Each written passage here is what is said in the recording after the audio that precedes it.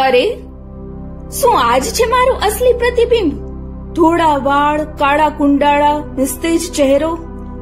પણ મને તો મારું આવું પ્રતિબિંબ પણ ગમે. પણ શું 41 વર્ષની આ આર્ટિસ્ટના આવા રૂપને આપણો સમાજ સ્વીકારે છે? ના.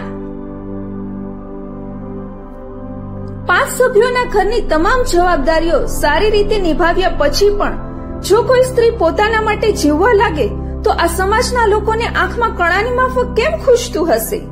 એને એની મનપસંદ જિંદગી જીવવામાં અવરોધરૂપ કેમ બનતા હશે?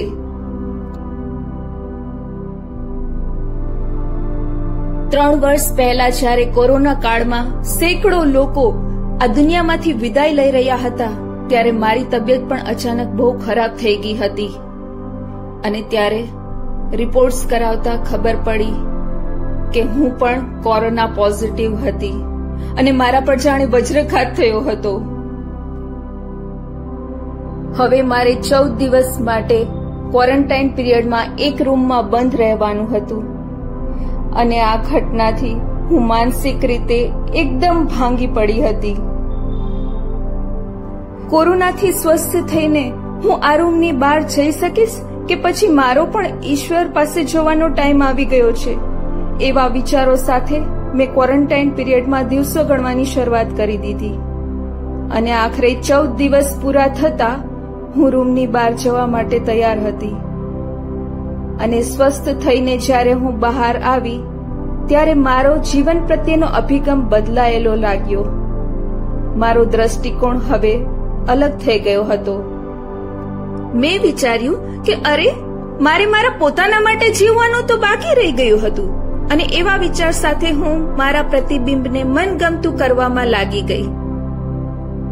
કોરોના મુક્ત થયા પછી જ્યારે ઘરની બહારની દુનિયામાં જવાનો પ્રયાસ કર્યો ત્યારે ફરી કોરોના થઈ જશે તો એવી બીકે હું મોટે ભાગે ઘરમાં જ રહેવા લાગી અને ઘરમાં જ મનગમતી પ્રવૃત્તિઓ કરવાનું શરૂ કરી દીધું. નવી નવી રેસિપીસ બનાવી અને એના ફોટોઝ સોશિયલ મીડિયા પર શેર કરવા લાગી હતી. સોશિયલ મીડિયાનો યુઝ વધુ કરતા મને જાણવા મળ્યું કે લોકો પોતપોતાની ટેલેન્ટને પણ શેર કરે છે અને મેં પણ મારા ડાન્સના શોખને લોકો સાથે શેર કરવાનું શરૂ કરી દીધું હતું. ડાન્સ કરવાથી મને ખૂબ આનંદ મળતો હતો અને મારા નાનપણનો શોખ પૂરો થતો હોય એવું લાગ્યું હતું. ડાન્સ અને એક્ટિંગના વિડીયોઝ સોશિયલ મીડિયા પર શેર કરી અને થોડું રિસર્ચ કરતા ખબર પડી કે મારા નજીકના ઓળખીતા લોકો તો મને લાઇક્સ અને કોમેન્ટ્સ આપવામાંથી બાકાત રહી ગયા હતા. અજાણ્યા લોકો જ મને એપ્રિશિએટ કરતા હતા અને હવે પછી હું મારા ડિઝાઇનર ડ્રેસીસ જાતે સીવી અને એ પહેરીને પણ રીલ્સ બનાવવા લાગી હતી. જાતે સિલાઈ કરેલા કપડાં પહેરીને મને જોઈને મારું પ્રતિબિંબ ખૂબ ગમતું હતું. પણ અચાનક મને ક્યારેક ક્યારેક એટલા બધા ચક્કર આવવા લાગતા કે મારે સૂઈ જવું પડતું. શું મને કોઈ ગંભીર અસાધ્ય બીમારી થઈ ગઈ હશે? શું થયું હશે મને? મારી આ બીમારીનું કારણ જાણવા માટે રિપોર્ટ્સ કરાવવાનું નક્કી કર્યું અને રિપોર્ટ્સ આવતા ખબર પડી કે ઘરમાં ને ઘરમાં વધુ સમય વિતાવવાના કારણે સનલાઇટ ન મળવાથી મને વિટામિન ડી ની ખામી થઈ ગઈ હતી અને ડોક્ટરોએ એને વર્ટિગો ડિઝીઝ એવું નામ આપી દીધું. પહેલા કોરોના અને પછી આ વર્ટિગો ડિઝીઝ. એટલે હવે મને બરાબર સમજાઈ ગયું હતું કે આ જિંદગીનો કોઈ ભરોસો નથી. આપણે આપણી જિંદગી આ સમાજની પરવા કર્યા વગર મન ભરીને જીવી લેવી જોઈએ, કારણ કે આ 4 દિવસની ચાંદી જેવી જિંદગી ક્યારે કાળી અંધારી રાતમાં પલટાઈ જશે એ ખબર પણ નહીં પડે. અને વિટામિન ડી ની પૂર્તિ માટે હું ક્યારેય નોનવેજ તો નહીં ખાઉં એવો નિર્ણય હતો. એટલા માટે મારી પાસે હવે એક જ ઓપ્શન હતો, સનલાઇટ. અને મેં ડેઈલી સવારે સનલાઇટ લેવાનું નક્કી કરી લીધું. લોકો ભલે વાત કરતા કે ઘરની જવાબદારીઓ મૂકીને સવારમાં અહીંયા શું કરવા આવી જતી હશે, પણ એ લોકોને ખબર નથી કે આ સૂર્યપ્રકાશના કિરણોથી જ મને શક્તિ મળે છે. અને સનલાઇટની એનર્જી સાથે મેં મારા ડાન્સના શોખને ફરી કરવાનું ચાલુ કરી દીધું. ગણ્યા ગાંઠિયા લોકો એમ પણ કહેતા હતા કે તમારા ડાન્સના વિડીયોઝ જોઈને અમને પ્રેરણા મળે છે. બસ એ લોકો માટે અને મારી જાત માટે મેં ડાન્સ કરવાનું ચાલુ રાખ્યું. પણ સમાજના અમુક લોકોને મારું આ બદલાયેલું રૂપ પસંદ નતું આવતું અને આડકતરી રીતે એ લોકો મને ફોન કરીને કહેવા લાગ્યા કે તમારે આવા ઉઘાડા કપડાં પહેરીને ડાન્સના વિડીયોઝ પોસ્ટ ન કરવા જોઈએ.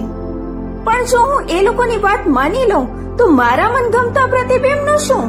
તેથી મારી લાઈફની અનટોલ્ડ સ્ટોરીઝથી અજાણ લોકોની વાત માનવા કરતા મેં મારી મરજી મુજબ જીવવાનું ચાલુ કરવાનું નક્કી કર્યું. એક સાંજે ત્યાં તેર તૂટે એની જેમ બીજી એક નવી મુશ્કેલી આવી ગઈ.